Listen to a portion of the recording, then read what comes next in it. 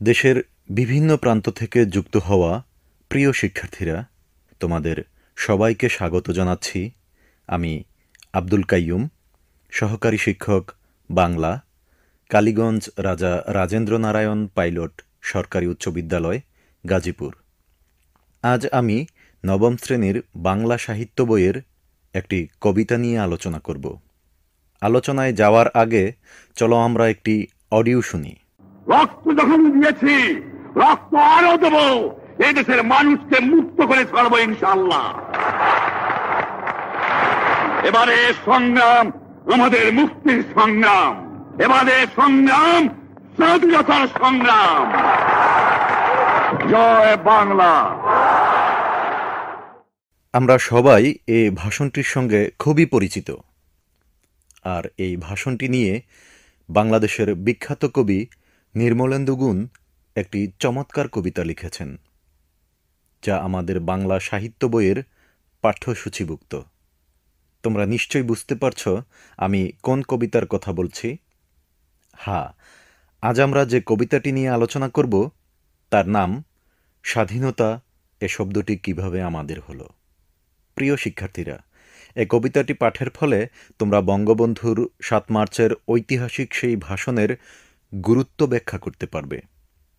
শিক্ষার্থীরা, তোমরা বাংলা সাহিত্য বইয়ের ২৯৫ পৃষ্ঠা খোলো এবং খাতা কলম নিয়ে প্রস্তুত হও।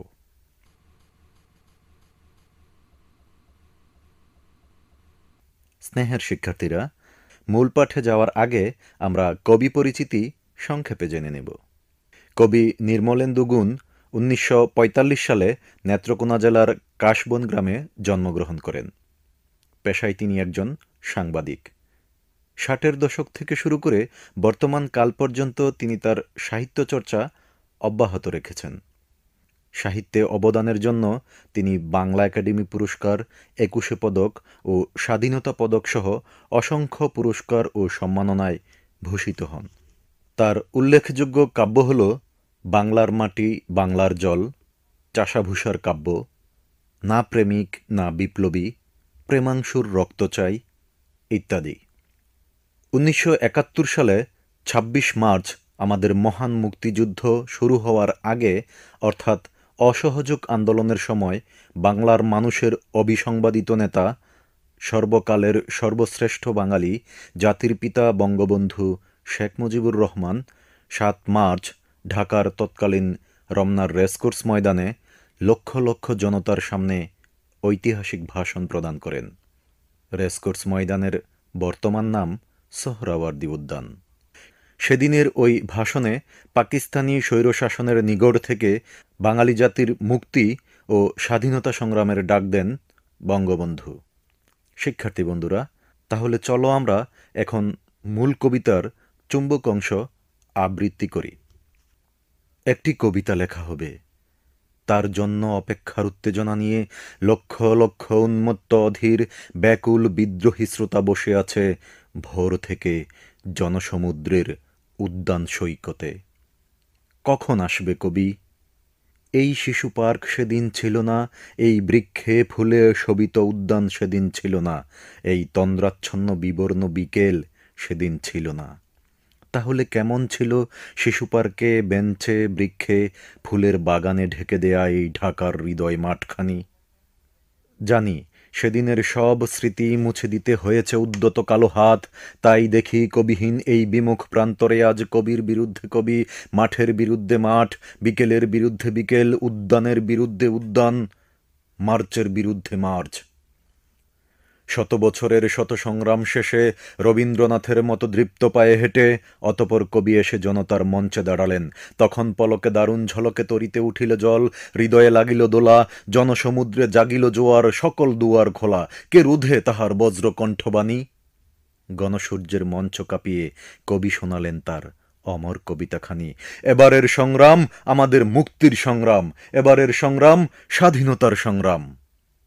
সেই থেকে স্বাধীনতা শব্দটি আমাদের।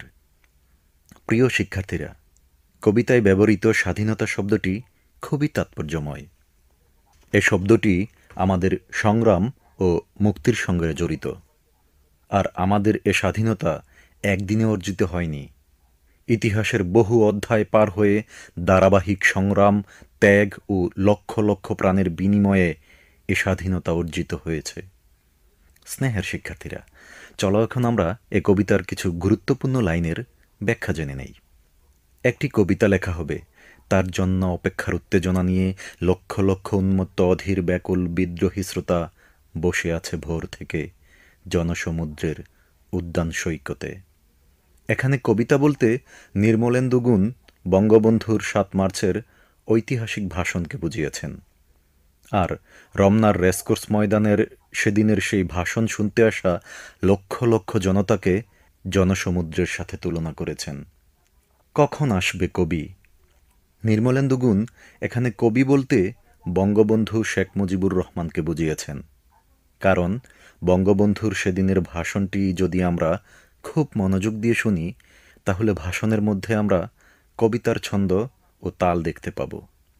এছাড়া ১৯৭১ সালে যুক্তরাষ্ট্রের নিউজ উইক ম্যাগাজিন বঙ্গবন্ধুকে পয়েট অফ পলিটিক্স বা রাজনীতির কবি হিসেবে আখ্যায়িত করেন।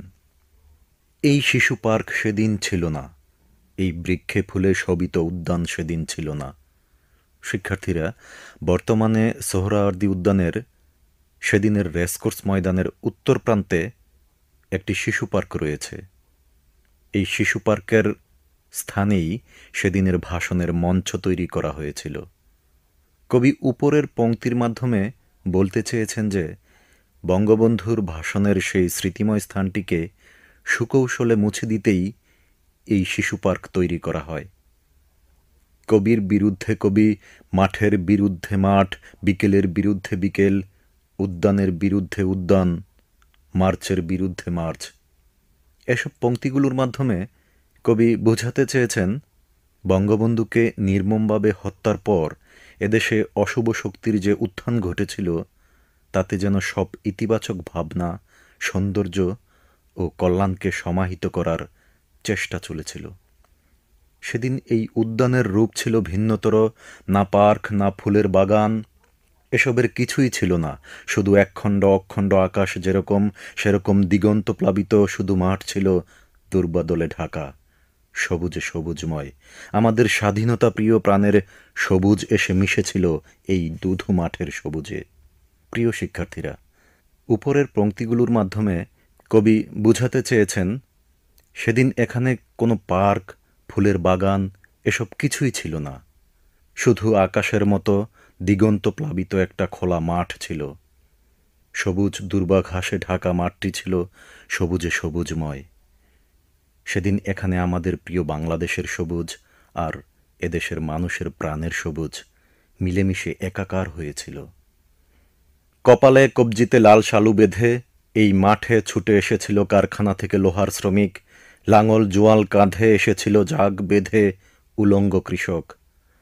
হাতের মুঠোয় মৃত্যু আর চোখে স্বপ্ন নিয়ে এসেছিল মধ্যবিত্ত, নিম্নবিত্ত, করুণ কেরানি, নারী, বৃদ্ধ, ভবঘুরে আর তোমাদের মতো শিশু পাতা কুড়ানিরা দল বেঁধে। কবি নির্মলেন্দু গুণ সেদিনের সেই সবুজ মাঠের বর্ণনা দিচ্ছেন এভাবে যে সেদিন এই সবুজ মাঠে ছুটে এসেছিল কৃষক, শ্রমিকসহ নানা পেশার মানুষ। লোহার কারখানার শ্রমিক এসেছিল কপালে কবজিতে লাল শালু বেঁধে, কাঁধে নাঙ্গল নিয়ে এসেছিল কৃষক, মধ্যবিত্ত, নিম্নবিত্ত, নারী, বৃদ্ধ, ভবঘুরে, কেরানি সহ সবাই জড়ো হয়েছিল এই মাঠে। সেদিন পাতা কুড়ানিরাও দল বেঁধে এসেছিল, যারা ছিল তোমাদের মতো শিশু। পাতা কুড়ানি বলতে এখানে ছিন্নমূল শিশুদেরকে বোঝানো হয়েছে। মৃত্যু ভয়হীন এসব মানুষের চোখে মুখে ছিল মুক্তির স্বপ্ন, অধিকারের দাবি। শত বছরের শত সংগ্রাম শেষে রবীন্দ্রনাথের মতো দৃপ্ত পায়ে হেঁটে অতঃপর কবি এসে জনতার মঞ্চে দাঁড়ালেন। উপরের পংক্তিগুলোর মাধ্যমে কবি ১৭৫৭ সালের পলাশির যুদ্ধ, ১৮৫৭ সালের সিপাহী বিদ্রোহ সহ শত বছর ধরে চলা ব্রিটিশ বিরোধী আন্দোলন ও সর্বশেষ পাকিস্তানি শোষণ ও নির্যাতনের বিরুদ্ধে গণ আন্দোলনকে বুঝিয়েছেন। গণসূর্যের মঞ্চ কাঁপিয়ে কবি শোনালেন তার অমর কবিতাখানি। এবারের সংগ্রাম আমাদের মুক্তির সংগ্রাম, এবারের সংগ্রাম স্বাধীনতার সংগ্রাম। ৭ মার্চের ঐতিহাসিক ভাষণে বঙ্গবন্ধু দুটি সংগ্রামের কথা বলেছেন।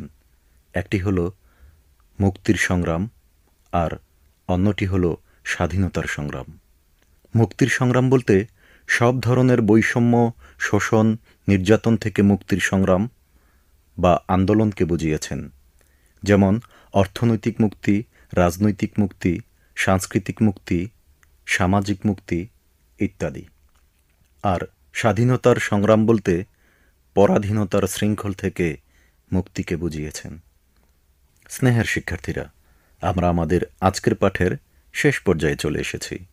এতক্ষণ মনোযোগী হয়ে আমাদের পাঠে যুক্ত থাকায় তোমাদেরকে আন্তরিক ধন্যবাদ জানাচ্ছি। আশা করছি এভাবে যুক্ত থেকে তোমাদের সকল পাঠে অংশগ্রহণ করবে, সেই সাথে নিয়মিত পড়াশোনা ও খেলাধুলা করবে।